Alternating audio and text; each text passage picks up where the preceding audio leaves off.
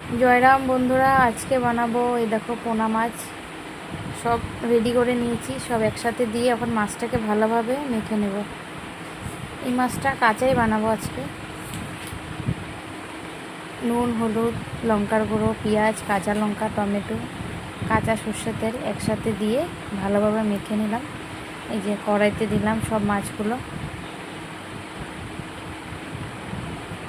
এখন একটু ভালোভাবে নাড়াচাড়া করে দেবো মাছগুলো। ঢাকা দিয়ে দিলাম যাতে পেঁয়াজগুলো ভালোভাবে সেদ্ধ হয়ে যায়।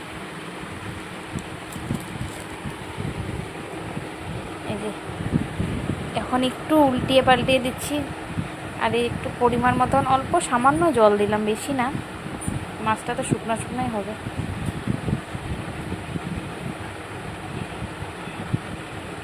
আর একটু ঢাকা দিয়ে দিলাম।